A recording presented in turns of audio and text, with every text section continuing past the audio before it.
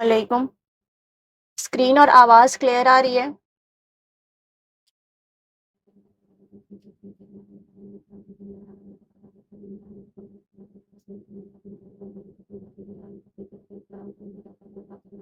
Voice और screen clear है? Okay, ठीक है। प्रीवियस लेक्चर में हम लोगों ने कैलीग्राफी की थ्योरी पढ़े थे कि वो स्टार्ट किस फॉन्ट से हुआ था, देन फाउंडर कौन थे कैलीग्राफी के। उसके बाद हम लोगों ने सुलूस के डिफरेंट टाइप्स देखे थे, जिसके एग्जाम्पल भी मैंने दी हूँ। जो भी डाउट होगा रिकॉर्डिंग से कवर कर सकते हैं। उसके बाद भी अगर कोई डाउट है तो फिर क्लास में लास्ट में आप पूछ सकते हैं। ठीक है, लास्ट में आप लोगों को मैं क्वेश्चन करूंगी तो आप उसमें पूछ सकते हो। अभी हम लोग आते हैं नेक्स्ट टॉपिक पे। मैंने माइक ऑन, माइक ऑफ कर लो अपना आप।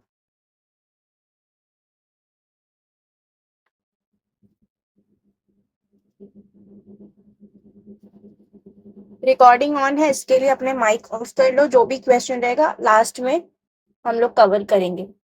लास्ट लेक्चर में मैंने सोलूस के टाइप बताई थी, जो खफी होता है और जली होता है।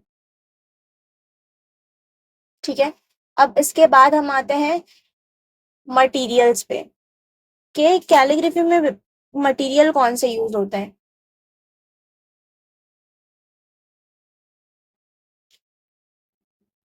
अब इसमें जो मटेरियल यूज होता है वो आपको किट में मिला होगा। कलम, इंक, इंक कंटेनर विथ लिक्का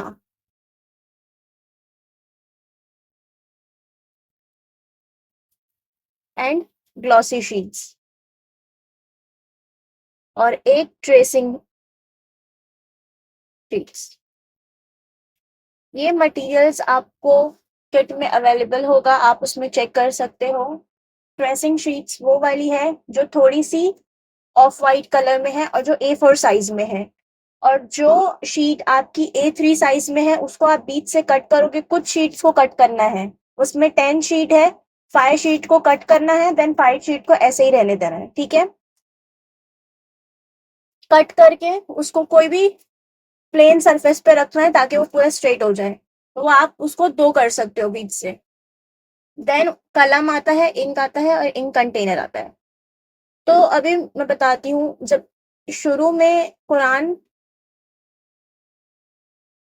नाजिल हुआ तो उस टाइम पर कलम और तख्ती, मतलब जो कलम और स्लेट वगैरह होती जो उस टाइम पे जिस पे लिखा जाता था उसको लोहा बोला जाता था। लोहा एंड कलम। कलम मीन्स पेन और लोहा मीन्स तख्ती। तख्ती में अगर बोलूं तो मीडियम, जिस पे भी आप लिख रहे हो, जिस पे आप लिखने का काम करोगे वो आपकी तख्ती होगी। फॉर एग्जाम्पल, आप अगर बुक में लिख रहे हो तो वो आपकी तख्ती है। अगर आप कोई स्लेट यूज कर रहे हो वो आपकी तख्ती है। अगर आप कैनवस यूज कर रहे हो तो वो आपकी तख्ती कहलाएगी। और कलम, जिससे आप लिखने का काम कर रहे हो, पेन, पेंसिल, जो भी हो उसको आप कलम में डिनोट कर सकते हो। ठीक है, तो अरेबिक में से तख्ती और लोहा बोला जाता है। अब कलम जो होता है, आपको कलम में बहुत सारी साइज मिल सकती है, बहुत सारे मटेरियल्स में वो आ सकता है और बहुत सारी टाइप की आ सकती है। आपके पास जो कलम है वो सबसे बेसिक है, वो है बैम्बू कलम, जो हम बेसिक में यूज करते हैं, जो एकदम बिगनर फ्रेंडली होता है, जिसको होल्ड करना बहुत इजी होता है।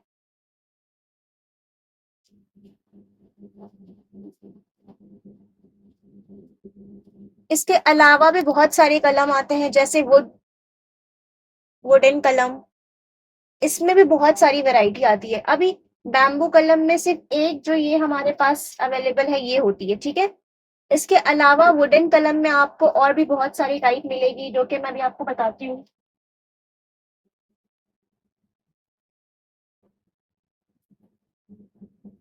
तो वो सारी जो कलम्स होती है वो हर जगह की वेरिएशन है, ठीक है।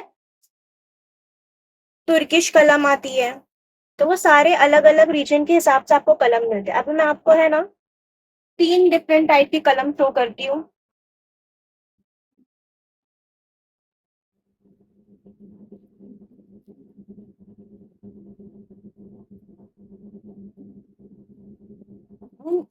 इन कलम्स में डिफरेंट से सॉरी साइजेस भी होती है।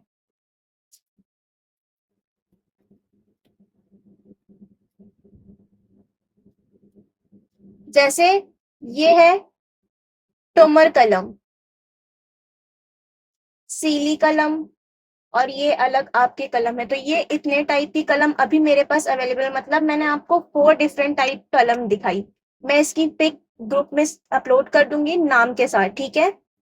इनके नाम के साथ मैं इनकी पिक अपलोड कर दूंगी। अब ये कलम में डिफरेंस क्या रहता है, अगर आप ये देखोगे तो ये एकदम सिंपलेस्ट फॉर्म में बना हुआ है, ठीक है। इसमें कुछ भी ऐसा एक्स्ट्रा कार्विंग नहीं है इसमें। पर जब आप ये 3 कलम देखोगे तो इसमें आप देखोगे ये वाली जो कलम है इसमें आपको छोटे छोटे स्लिट्स मिलेंगे विथ होल्स के साथ। इसमें भी आपको ये वाले स्लिट है, इसमें होल है। और ये एकदम प्लेन कलम है।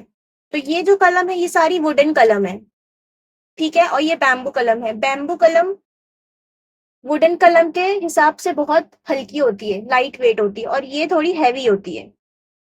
ये डिफरेंस है। और आपकी कलम में जो ये नंबर्स लिखे हुए ये इसकी साइज है। ये देखो ये आपका 14 और 16 साइज का है। ये आपका 6 है, ये 3 है, ये 4 है, और ये 7। तो डिफरेंट साइजेस भी अवेलेबल होती है, डिफरेंट टाइप भी होती है, डिफरेंट बेस के हिसाब से भी होती है। तो ये सारी प्रोफेशनल कलम्स हैं। इसके अलावा भी आपको बहुत सारी कलम मिल जाती है मार्केट में। ये आपको कोई भी रैंडम स्टेशनरी स्टोर पे नहीं मिलेगी। ये सारी मटेरियल्स, कैलीग्राफी के मटेरियल आपको कभी भी रैंडम स्टोर पे नहीं मिलते। ये आपको ऑफिशियल वेबसाइट होती है कैलीग्राफी की, उनके वहां मिलेगी। जो बड़े बड़े वेंडर्स होते हैं जो स्पेशली इस फील्ड में काम करते हैं ये उनके पास होगी। तो इस तरीके से रहता है सीली, टुमर। तो मैं इनके नाम आपको ग्रुप में पिक्चर के साथ अपलोड कर दूंगी। अब इस पे हम आते हैं कि इसका मेजरमेंट जो होता है इसको आप खुद भी मेजर कर सकते हो कि आपकी कलम कौन से साइज की है। तो इसको मेजर करने का इजी तरीका क्या है, क्योंकि ये mm में आती है। कलम जो बनती है वो mm के साइज में बनती है, 1 mm, 2, 3, 4 mm, इस हिसाब से। तो आपको क्या करना है, आपको आपकी रूलर लेनी है और वन हमारा जो 1 सेंटीमीटर स्टार्ट है ना वहां पे प्लेस करना है। जब आप 1 सेंटीमीटर में प्लेस करोगे तो आपको यहाँ देखोगे कि आपको पूरा ये साइज मिल जाता है। ये हमारा एक ब्लॉक होता है 10 mm का। ये जो छोटी छोटी लाइंस होती है ना ये होती है। इसके अंदर आपको 10 mm मिलता है। और इसके बाद आप देखोगे तो ये 4 mm तक के आके स्टॉप हुआ है। देखो ये लाइन पे आके स्टॉप हो गया। तो मतलब ये कितना का हुआ, 14 mm का। और बड़ी होती है तो फिर वो और बड़ी साइज होगी। तो आप स्केल के हेल्प से अपना कलम मेजर कर सकते हो, ठीक है। अगर आपके पास ऐसा कोई इंस्ट्रूमेंट नहीं है कि कैसे आप मेजर करोगे तो आप ऐसे मेजर कर सकते हो। समझ आया यहाँ तक के?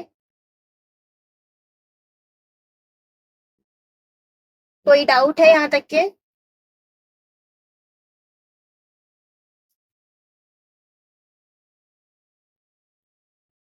ओके,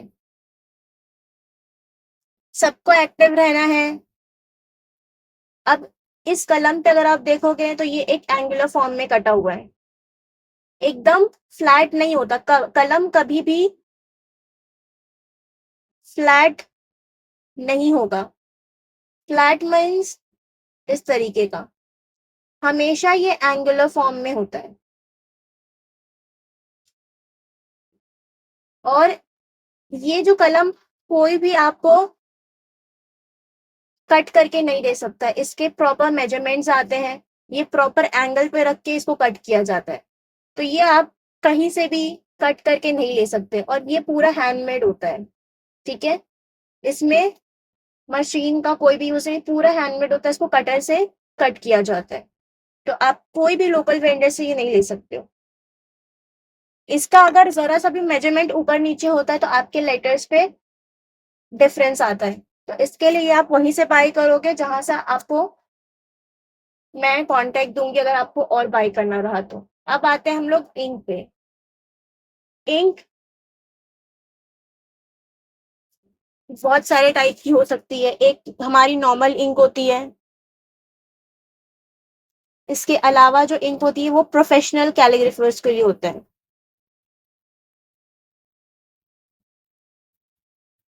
तो अभी जो आपके पास इंक है वो नॉर्मल इंक होती है, मतलब कैलीग्राफी के लिए यूज होती है, बट वो नॉर्मल फॉर्म में होती है। कैलीग्राफी की इंक में भी आपको बहुत सारे टाइप मिलेंगे। एक एकदम थिक होती है,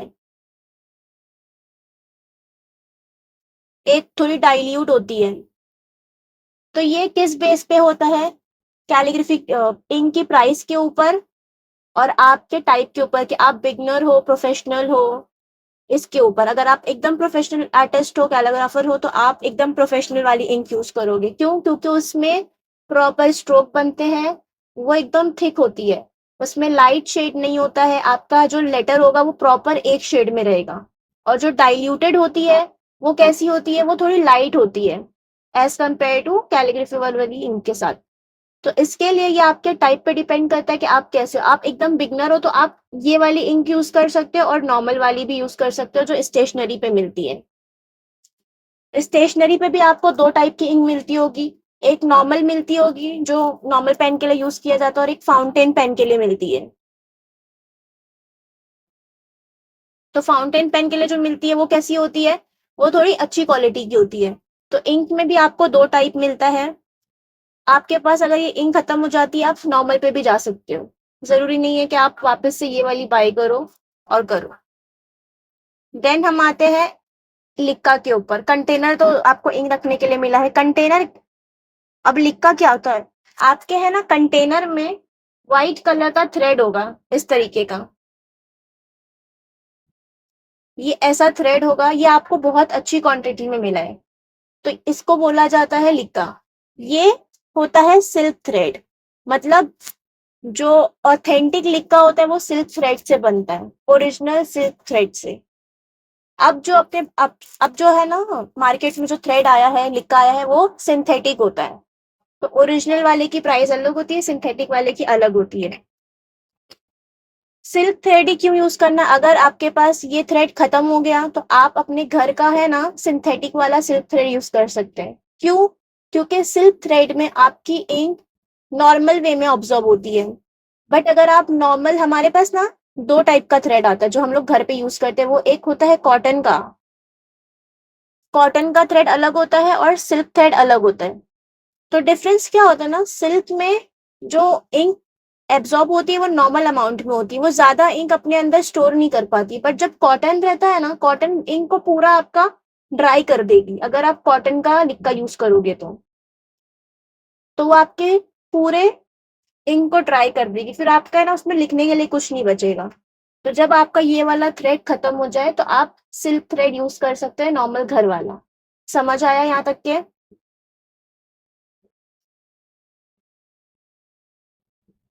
कुछ डाउट है?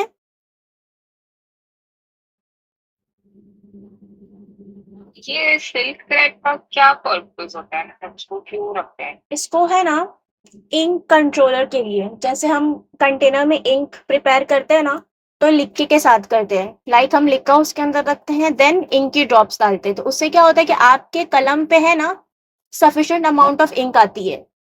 अभी मैं आगे अभी आपको बताती हूँ क्यों यूज करते हैं ऐसा, ठीक है? ओके। अब नेक्स्ट हमारा आता है शीट्स पे, जो हमारे पास शीट अवेलेबल है। अब मैंने यहाँ पे आपको बताया कि आपकी किट में दो टाइप की शीट है। एक है ट्रेसिंग पेपर और एक है glossy sheet. Tracing paper practice के लिए दिया जाता है, ट्रेसिंग करने के लिए। आप उसको आप अपने बेस पेपर के नीचे, जैसे आपको मैं जो पीडीएफ शेयर करी है, उस पीडीएफ को आप प्रिंट करा के उसके ऊपर आपका ट्रेसिंग पेपर प्लेस करके उस पर आप प्रैक्टिस कर सकते हो एग्जैक्ट वर्ड फॉर्मेशन के लिए। देन ग्लॉसी शीट जो एक्चुअली आपकी प्रैक्टिस पेपर है, आपको प्रैक्टिस ग्लॉसी शीट पे करना है। ग्लॉसी शीट जो एकदम वाइट है,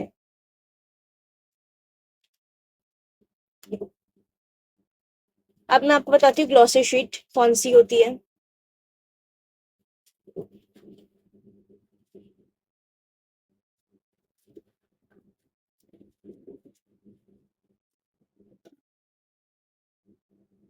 ये हमारी ग्लॉसी शीट है। इसका अगर आप सरफेस देखोगे ना तो ये बहुत शाइनी होता है, रिफ्लेक्ट होता है लाइट के साथ। और हमारे नॉर्मल पेपर जो होते हैं ये एकदम रफ सरफेस होता है, इसमें कोई भी शाइनिंग नहीं होती है। तो जब हम शाइनिंग वाले पेज यूज करते हैं तो उस पे इंक का कंट्रोल रफ सरफेस के जैसा नहीं होता है। रफ पेज पे अगर हम इंक यूज करते हैं तो हमारी इंक जल्दी एब्जॉर्ब होती है। अगर मैं ये वाले पेज पे इंक यूज करूंगी तो ये एब्जॉर्ब हो जाएगी, ये रुकेगी नहीं। बट जब मैं ये वाले सरफेस पे यूज करूंगी तो इस पे इंक रुकती है, उस पे एब्जॉर्ब नहीं होती, क्योंकि ये ग्लॉसी शीट है। इसके लिए हम लिखे वाली इंक यूज करते हैं कि हमारा इसके ऊपर इंक का कंट्रोल रहे, बहुत ज्यादा इंक इस पे ना आए। तो जैसे मैं यहाँ पे, ये हमारे पास कंटेनर है, मेरे पास इंक प्रिपेयर है, मैं आपको ना एक वीडियो शेयर करूंगी, उसमें है ना पूरा इंक प्रिपेयर करने का मैंने बताई हूँ। तो वैसा इंक प्रिपेयर करना है। अभी इसके अंदर ऑलरेडी मैंने लिख के साथ इंक रखी हो, दिख रहा है आपको? ये ग्रीन कलर, व्हाइट कलर से ये पूरा ग्रीन हो चुका है। अभी मैं देखो ये वाला इंक यूज कर रही हूँ तो इसमें आपका कलम पे इंक देखो बहुत लाइट आता है। ये जो लाइट में रिफ्लेक्ट कर रहा है ना, ये इतनी सी इंक आई है। और जब आप इसको यूज करोगे तो देखो ये आपको ऐसा इंक देगी। अगर आप डायरेक्टली इंक यूज करोगे, मींस सिर्फ इंक यूज करोगे, तो इस पे ज्यादा क्वांटिटी में आएगा। जैसे मैंने ये यहाँ पे 2 ड्रॉप इंक ली हूँ, इसमें कुछ भी नहीं डाला। अगर मैं इस पे कलम डिप करूं तो आप देखोगे इस पे इंक कितनी ज्यादा आई है। जितना शाइन हो रहा है इतना ये इंक है। पूरी मेरी हाफ निप डिप हो गई इसके अंदर। और जब मैं इसको यहाँ यूज करूंगी तो ये देखो, अब ये क्या करेगा, ये आपके पेज को पूरा खराब करेगा और ये पीछे की तरफ पूरा इस पे निशान आ जाएगा। ये जो निशान आया है ये अभी जो मैंने सिर्फ इंक यूज करी उसका है। और देखो ये निशान एकदम लाइट है, ये मेरे लिखे वाली इंक के साथ है। तो ये डिफरेंस होता है आपको लिखे वाली इंक के। तो आपको इंक लिखे वाली ही यूज करना है, क्योंकि ये सरफेस इंक एब्जॉर्ब नहीं करता है। इसको सिर्फ इतना इंक चाहिए जिसमें आपका लेटर बन जाए। अभी समझ आया क्यों यूज करते हैं?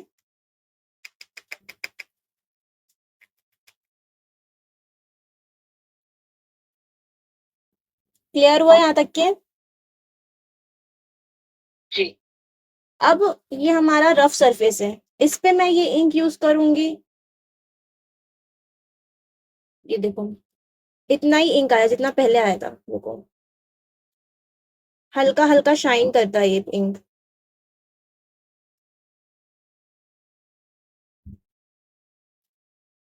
ये देखो नीचे जाने के बाद ये पूरी इंक गायब हो जाती है, रफ हो जाती है। और जब ये कलम हम यूज करते हैं तो ये कलम थोड़ा रफ चलता है, इस पे आवाज आती है हल्का हल्का। और जब मैं ये वाली इंक यूज करूंगी जिसमें थ्रेड नहीं है तो ये आपको प्रॉपर स्ट्रोक देगी,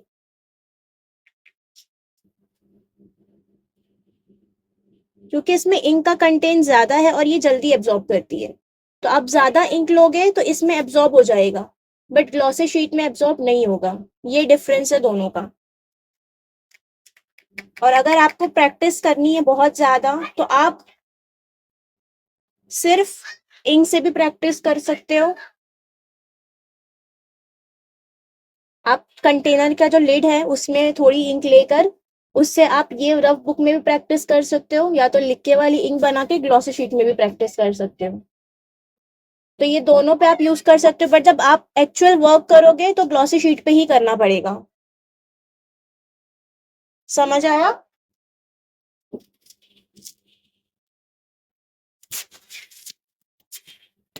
यहाँ तक के क्लियर हुआ?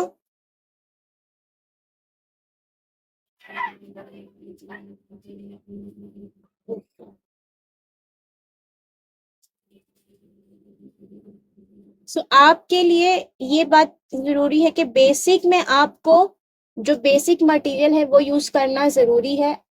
प्रैक्टिस में आप कोई भी सरफेस यूज करो, उसका कोई वो नहीं है, बट बेसिक में आपको बेसिक चीजें यूज करनी है तो ही आपको आएगा।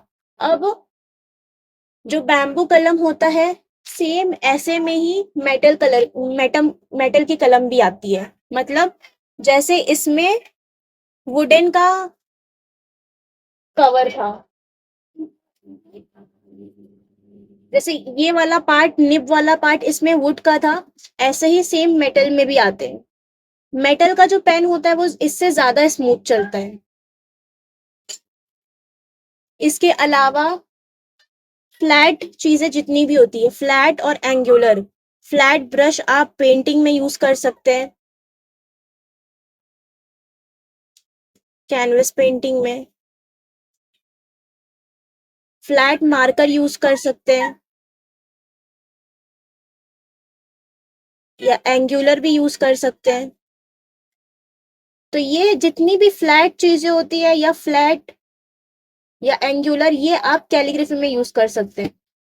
बट कलम एंगुलर ही होगा, कलम के लिए एंगुलर ही होगा, क्योंकि इसमें हम इसको होल्ड करने का तरीका पूरी प्रॉपरली सीखते हैं। तो ये हो गया हमारे कलम तक। अब मैं आती हूँ लेबलिंग। हमारे कलम की भी लेबलिंग है यहाँ पे। जैसे कलम का शेप क्या, अब कलम ना देखो यहाँ पे बहुत सारी साइज की अवेलेबल होती है। जो बैम्बू कलम होती है वो लास्ट 12 mm तक के होता है। तो आपको प्रैक्टिस के टाइम पे जरूरी नहीं है कि आप सारी कलम यूज करो। एज अ प्रैक्टिस आपके लिए 3 mm या 4 mm तक के कलम बहुत है।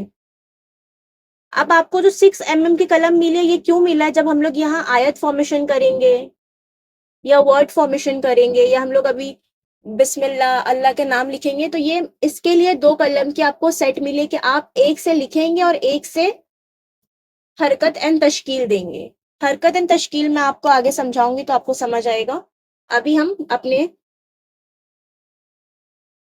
टॉपिक पे आते हैं। ये कलम का शेप है और इसके अंदर एक ड्रॉप शेप है। अब यहाँ आप देखोगे कलम के पास ना 2 पॉइंट होता है, एक ये वाला पॉइंट, एक ये वाला पॉइंट। तो जब हम कलम होल्ड करते हैं, ऐसा है, जब हम कलम होल्ड करते हैं तो ये लोअर पॉइंट जो है ये हमारी तरफ डायरेक्शन देता है, मतलब ये हमसे करीब है। और ये वाला जो पॉइंट है ये ऑपोजिट साइड में जाता है, ऑपोजिट में जाता है। तो इस पॉइंट को और इस पॉइंट का नाम है, जो हमारे से करीब है उसको बोला जाता है उनसी।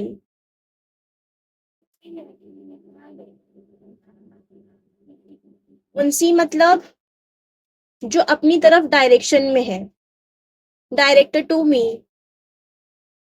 और जो हम लोग से ऑपोजिट डायरेक्शन में है वो है वहशी,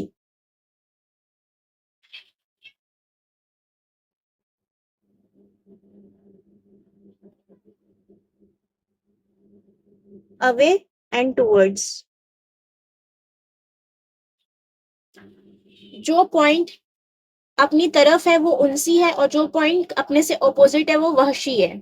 उनसी का मतलब होता है करीब, वहशी का मतलब होता है दूर। ठीक है, करीब और दूर। उनसी करीब, वहशी मतलब दूर। फिर यहां से लेके यहां तक के, जहां पे ये ड्रॉप का शेप है, यहां तक के जो पार्ट है इसको बोला जाएगा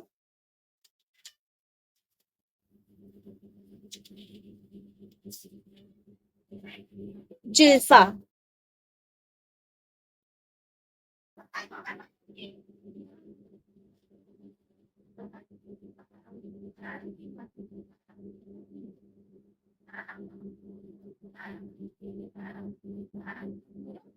जिल्फा, क्या बोलेंगे ये वाले हिस्से को? जिल्फा बोलेंगे। और ये पूरा पार्ट, ये जो हमारा ये अपर पार्ट है पूरा, इसको बोला जाएगा खुरतुम। खुरतुम का मतलब होता है एलिफेंट नोज।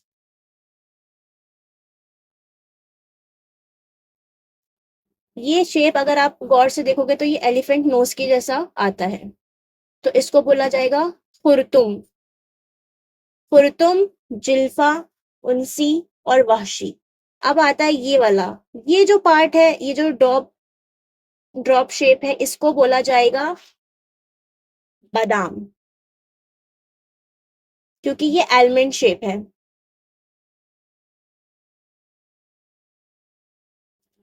और ये जो मैंने बताई कि ये कलम में ये पॉइंट के बाद एक स्लिट रहता है, तो ये पॉइंट क्यों रहता है? ताकि इसमें इंक होल्ड हो सके। जब आप इसको डिप करोगे तो इसमें इंक ना ऊपर की तरफ आएगी और यहाँ पे थोड़ी देर के लिए होल्ड हो जाएगी, तो आपका लेटर बिना किसी डिस्ट्रैक्शन के बन जाएगा। तो इस पॉइंट को और ये जो स्लिट है, ये क्यों होता है? ताकि आपकी इंक होल्ड हो सके। इसको क्या बोलेंगे? इसको बोला जाएगा शगाफ।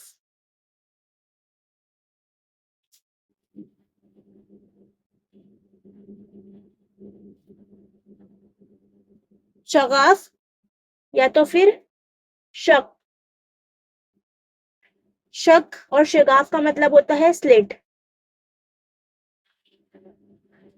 मैं यहाँ पे उर्दू में और इंग्लिश दोनों टाइप में लिख रही हूँ, तो आप यहाँ पे से कॉपी कर लो, या तो मैं आपको भेज दूंगी व्हाट्सएप पे, तो आप वहां से भी कॉपी कर सकते हो। तो इसका मतलब होता है स्लिट। स्लिट यूज क्यों होता है? For holding ink. समझ आया यहाँ तक के? क्लियर हो गया या कोई डाउट है?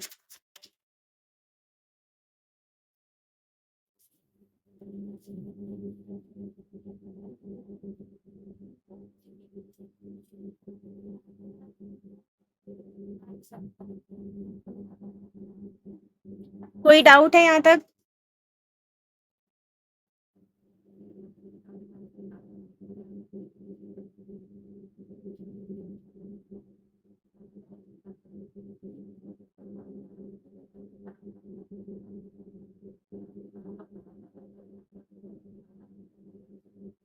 कुछ डाउट नहीं है किसी को? ओके। यहाँ पे हमारी एक चीज और है, मैं जिसको एक्सप्लेन करके फिर यहाँ मैं लेक्चर ऑफ कर दूंगी। अब यहाँ पे तो अभी तक के हम थ्योरी पार्ट कर रहे थे, मटेरियल डिटेल्स कर रहे थे एंड थोड़ा लेबलिंग कर रहे थे। अब हमारा यहाँ से मैं टॉपिक स्टार्ट करती हूँ। सिर्फ आज थोड़ा एक्सप्लेनेशन देती हूँ, बाकी प्रैक्टिस हम फ्राइडे से स्टार्ट करेंगे। अब कैलीग्राफी में रूल्स होते हैं और एकदम फिक्स्ड होते हैं। ये कैलीग्राफी कैसी होती है? जो हम ये कैलीग्राफी कर रहे हैं, ये क्लासिक कैलीग्राफी में आती है, या ट्रेडिशनल बोल लो आप। ट्रेडिशनल और क्लासिक का क्या मतलब होता है? वैसी कैलीग्राफी जिसपे आप कोई भी चेंजेस नहीं कर सकते, जिनके रूल्स एकदम फिक्स्ड होते हैं, जिसको अपने अकॉर्डिंग हम कभी चेंज नहीं कर सकते। जो शुरू से चेंजेस है वही रहेंगे, उसको अपने हिसाब से कवर नहीं कर सकते। और अभी आपको कैलीग्राफी की फील्ड में मॉडर्न कैलीग्राफी भी मिलती होगी, फ्री हैंड भी मिलती होगी। तो ये कैलीग्राफी कैसी होती है? ये मॉडर्न होती है। इसमें चेंजेस हो सकते हैं, इसमें आप थोड़े ऊपर नीचे रूल्स कर सकते हैं, बट ये फिक्स्ड होते हैं। तो सुरुस कैलीग्राफी जो आती है वो क्लासिक में आती है, ट्रेडिशनल में आती है। तो इसमें रूल्स एकदम फिक्स होते हैं, इसमें आप कोई चेंजेस नहीं कर सकते इन साइज, शेप, एंगल, किसी चीज में नहीं। अब यहाँ मैं बताती हूँ 3 रूल्स पे कैलीग्राफी चलती है। फर्स्ट है मीजान, मैं एक्सप्लेन करूंगी मीजान क्या है। देन अशकाल और एंगल। एंगल एकदम लास्ट में है, मेन ये दोनों होते हैं। मीजान और अशकाल क्या होता है? मीजान का मतलब होता है शेप,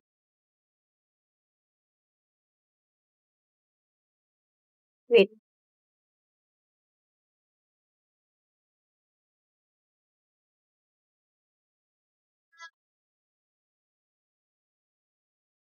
और साइज। मीजान और अशकाल।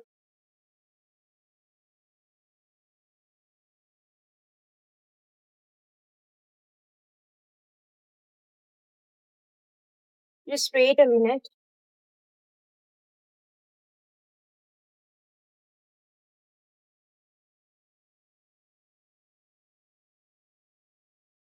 Sorry. मीजान का मतलब होता है साइज और अशकाल का मतलब होता है शेप। और एंगल जो हम डिग्रीज पढ़ते आते हैं 40, 50, 60 यही होता है। तो साइज और शेप पे पूरा कैलीग्राफी डिपेंड करता है। साइज मतलब आपके लेटर की लंबाई, उसकी हाइट, और शेप मतलब आपका लेटर किस फॉर्म में बना हुआ है, कहीं कर्व्ड है, स्ट्रेट है, क्या है ये। अगर आपके लेटर में एक साइज फिक्स्ड है तो आपको वैसे ही रखना है। जैसे एग्जाम्पल के तौर पर अलिफ का जो साइज होता है, साइज कह रही हूं मैं, वो होता है 7 to 8 नुक्ता। नुक्ता उसको ही बोलते हैं जो हम लोग यूज करते हैं अरेबिक में, उसी को नुक्ता बोलते हैं, वही नुक्ता यहाँ पे यूज होता है। और इसका शेप होता है अलिफ का थोड़ा सा कर्व, मतलब एकदम स्ट्रेट नहीं होता। अगर आप कहीं देखते होगे, मैं यहाँ पे एक बना के भी बताती हूँ, छोटा सा बनाऊंगी, ज्यादा बड़ा नहीं, सिर्फ एग्जाम्पल के लिए। बाकी इंशाल्लाह हम लोग नेक्स्ट लेक्चर में पूरा डिटेल में करेंगे इस तरीके से। तो अगर आप ये अलिफ को गौर से देखोगे तो यहाँ पे आपको लचक दिखती होगी, फ्लक्चुएशन, और यहाँ पे, तो इसको बोलते हैं शेप। तो ये पूरा शेप होना चाहिए आपके अलिफ में, और इतनी साइज होनी चाहिए। तो ये फिक्स्ड है, इसमें आप चेंजेस नहीं कर सकते। इसी तरीके से एंगल, अलिफ की एंगल क्या होती है? 70 डिग्री। तो आपको स्टार्ट 70 डिग्री से ही करना रहेगा। तो ये है रूल्स। समझ आया? अब इसका जो डिटेल फॉर्मेशन है ये मैं नेक्स्ट लेक्चर में ही बताऊंगी कि साइज कैसे मेजर करना है, शेप कैसे देना है, एंगल कैसे समझना है, ये सारी चीजें इंशाल्लाह ताला नेक्स्ट लेक्चर में। बट ये अभी आप इतनी चीजें दिमाग में फिक्स कर लो कि आपको इसी बेस पे जाना है, आपको चेंजेस नहीं करनी है, या आप साइड में लिख के रख लो, ठीक है?